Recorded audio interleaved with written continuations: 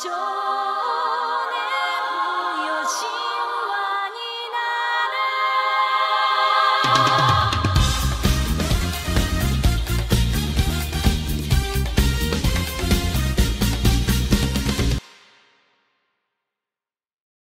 How's it going, everyone? My name is Kaimon. I hope you all had a great holiday season, and welcome back to The Art of Anime, a series where we break down different aspects of the anime medium as an excuse for me to ramble about things that only make sense to me. Today's topic will be on anime genres and demographics, starting off with the most common and popular kind, shonen. This video will be broken up into different sections, and timestamps for those sections will be in the description down below. While you're down there, consider subscribing. It's free and you can always unsubscribe later. So to talk about the vanilla ice cream equivalent of anime, we must first establish a definition. In Japanese, shonen as a word refers to a young boy, typically between the ages of 12 to 18. This word, as it relates to media, is used to describe the demographic of anime and manga targeted towards the same age range. This is not to be confused with shoujo, which is the equivalent that refers to young girls. Before we establish what shonen is, we should first talk about what shonen is not. As stated before, shonen refers to a target age demographic, meaning that it isn't technically a genre. While shonen is commonly known as a genre of anime alongside shoujo, seinen, and josei, these are all demographics and are not tied to any one genre. For example, My Hero Academia, Domestic Girlfriend, and Yu-Gi-Oh! Are all shonen anime, but are not the same genre of anime. My Hero is an action comedy, Yu-Gi-Oh! Is an adventure fantasy, and Domestic Girlfriend is pain and suffering. Now that we know how to correctly define what shonen is, let's talk about some common identifiers. Pretty much every type and genre of anime has its identifiers, and will usually stick pretty close to them. Shoujo stories will almost always have a heavier focus on the relationships and emotions between characters, while seinen will have more adult-focused themes such as everyday life for adults and more in-depth analysis of society and the world at large. This also doesn't make any sense, however, because demographic is meaningless when Kaguya-sama and Black Lagoon are both considered seinen. Rock! Fucking shit for brains! The only fucking reason we're not dead right now is because, for some fucking reason, that fucking war maniac bitch put her gun away! ごめんなさい。乾かしますのでズボン脱いでください。やったー、パンツ見えた！変態じゃない！ Before I go too far off track, let's get back to shonen, because shonen is no different. Most shonen are easily identifiable with common themes such as the power of friendship, plot centered around conflict, and something loosely resembling the hero's journey. This can also be used to explain why you might feel like you've seen the same show several times. Picture this. Our main character is a young man between the ages of 13 and 17. He is your average student. He's not popular, but isn't a social outcast either, having one or two close friends. Everything about him screams average except for the one thing he is good at in particular. He has dark-colored hair, will most likely be wearing a very bland outfit, and is either denser than a rock or has so much of a blank slate personality that you can tell they were written for you to project your power fantasies onto. Whatever character popped into your mind first is correct, because I'm pretty sure I just described at least 10 different characters with that shotgun blast word vomit. To salvage any semblance of structure for this video, let's talk about the different types of shonen. Most shonen will fall into these arbitrary categories that I just made up. These categories are battle shonen, slice of life, watch for the plot, and imposter. Starting off with battle shonen, this is a term you've most likely heard of, because it basically describes a solid 45% of all anime that released in the last 3 decades. Battle shonen are shows like Dragon Ball, Demon Slayer, and Hunter x Hunter, where a large part of the plot is dictated and moved forward by different conflicts and fights. These shows are almost incapable of having a large plot point without it being tied to some sort of fight. Exhibit A. The only arc in Dragon Ball that isn't driven forward based on a big fight or a final boss to beat was the beginning of the story. This was back when Dragon Ball was more leaning into comedy than it was martial arts. When it comes to battle shonen, this is also where you will find a majority of tropes associated with anime in general, such as loud screaming, flashy attacks, and very questionable character designs. Your main character will 9 times out of 10 be a young boy, the overall story will be centered around conflict, and there will be crazy powers in spades. Battle shonen is also where what is known as the Big Three is categorized. You've probably heard of them. The Big Three are Naruto, One Piece, and Dragon Ball. The Big Three are Berserk, Fist of the North Star, and JoJo's, Pokemon, Digimon, and... The Big Three are Naruto, One Piece, and Bleach.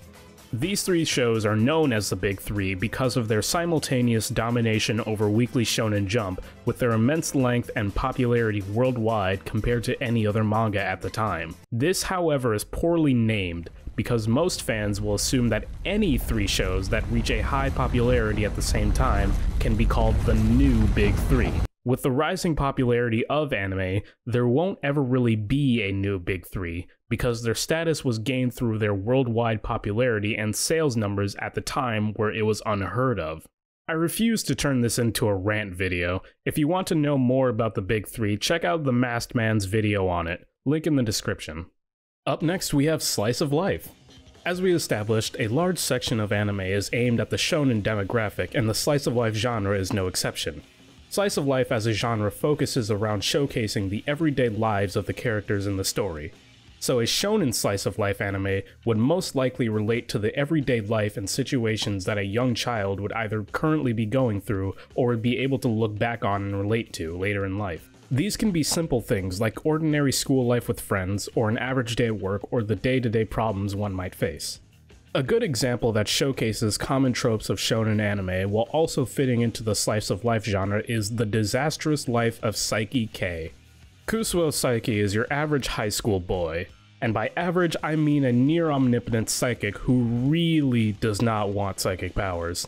The show details his daily life among the hindrances and hijinks that come with having psychic powers. I highly recommend it, it's a really funny show. Now this next category is a bit of a weird one. I know I said it's called Watched for the Plot, but I feel like only a small percent of you actually know what plot means in this context. For those who are still confused, there's a certain genre of anime that occasionally drifts out of seinen or josei and makes its way down to shonen for whatever reason. This genre is for the type of people that we in the medical field like to call down bad. That's right, I am talking about ecchi. Most commonly paired with other genres like comedy or romance, these types of anime definitely have some sort of story going on, but most of the time you're focused on other aspects. They are the kind of anime that you would never let your family know about, and you only watch with your door locked and headphones in. While it might be fairly normal most of the time, you know your life is over if you ever had to explain what the hell is going on while watching Food Wars. The amount of fan service in the genre can easily vary, ranging from the occasional lewd joke about a character to the amount of shit that prison school was somehow allowed to get away with. There are also cases where the vulgarity becomes a product of the plot, such as shows like Love Hina or Air Gear, where it shows up occasionally but isn't the main focus. On the flip side of that are shows like Rosario Vampire and To Love Ru, where you will see a faint glimmer of a plot assuming the camera isn't zoomed in on a character's chest for the whole episode. One show that strikes a good balance is High School DxD. It still goes out of its way to be overly sexy, but it does have a fairly enjoyable story happening in the background. I've never loved anything more. Boobies! Don't fuck with me! Boobs! Rias's boobs are perfect and I won't let you reduce them! Wait, what? You monster! The final category is the imposters.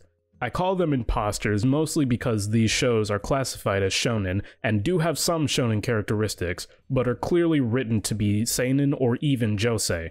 These shows will mostly have themes or plot points that would fit better for an older audience, but will most likely be classified as shonen due to having a higher appeal with younger male audiences, or because the original source material was originally published in a shonen magazine. The most common and obvious example is Attack on Titan, the new gen series that took the world by storm in the early 2010s and is still dominating the competition 10 years later. While it does have a lot of shonen tropes early on in its overall run, its tone swiftly changes to tackle more adult themes and political drama that is not commonly seen in other shonen. This same reasoning also applies to shows like Death Note. The main character is a teenage boy, but the overall essence of the story would more likely resonate with an adult audience. One of my favorite shows that falls into the category of imposter is Claymore. It does an excellent job at subverting a lot of tropes that are often targeted towards the shonen demographic that honestly make it hard to pin one target onto it. The main character isn't a young boy, but instead is a woman in her early 20s. There are almost no male characters, it focuses on a dark fantasy rather than a grand adventure, and is often compared to Berserk in some cases. It's definitely a good watch if you have the chance to check it out. A unique case for this category is Dororo. Originally published in a shonen magazine in the late 1960s, this series was classified as a shonen because at that point there really weren't any other ways to classify it. The later 2019 adaptation shows off its more darker tones and brings it back to the spotlight to tell a story that was much more different than what was currently airing. Since I briefly mentioned it, let's quickly go over the publication magazines. When it came to earlier manga, most had to rely on being published in a magazine that would effectively target the desired audience. The earliest successful publications were both Weekly Shonen Magazine and Weekly Shonen Sunday, the latter of which Dororo was published in. Both publication magazines dominated the market in the 1960s to the 1970s, but were quickly toppled by the wildly popular Weekly Shonen Jump in the 70s continuing to the current year. These three, alongside Weekly Young Jump and Weekly Young Magazine, continue to make up the 5 highest grossing manga magazines in terms of total circulation. So now that we've discussed what shonen is, what it isn't, and how to identify different characteristics of it, how would we apply this knowledge? One method is to continue the identification step a little deeper and try to understand the themes and choices that go into the story that you're analyzing. This would lead to more introspection of a series or story that you might have enjoyed as a kid, or learning how older stories could potentially impact you when you are outside of the target audience. Giving a quick example, if we think of the demographic range of 12 to 18 as a number line and expand it to include 11 and 19 as well, we can better visualize and separate them into 3 equal sections with a 4th encompassing the whole. Starting with 11 to 13, we will label this range Young Child. 14 to 16 is mid-teens, and lastly 17 to 19, which we will call late teens. These age ranges as a whole will still be referred to as shonen.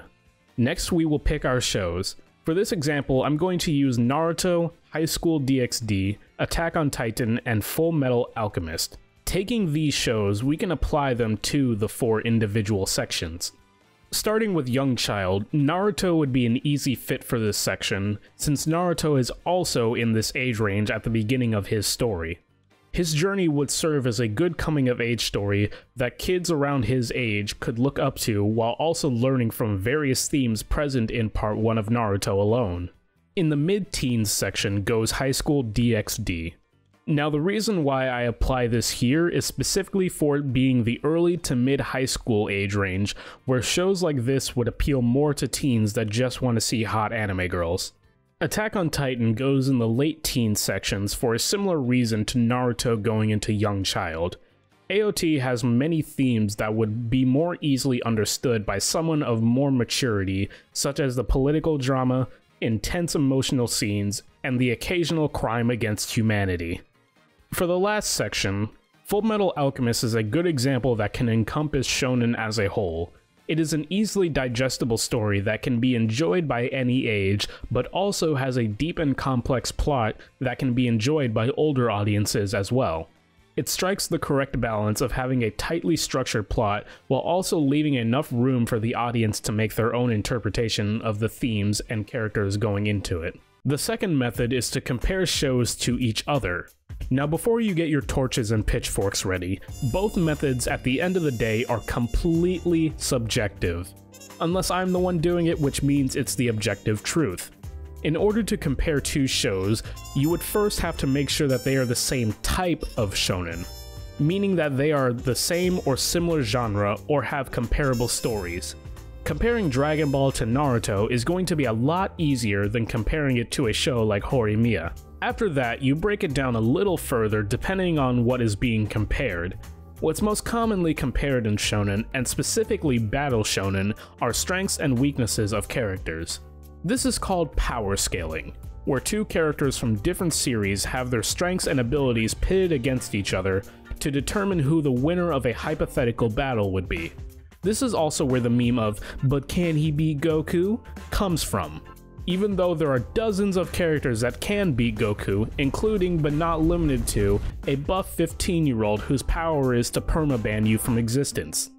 At the end of the day, anime is an incredibly diverse medium, and even while covering only a fraction of what it has to offer, we have already gone over how complex it can be.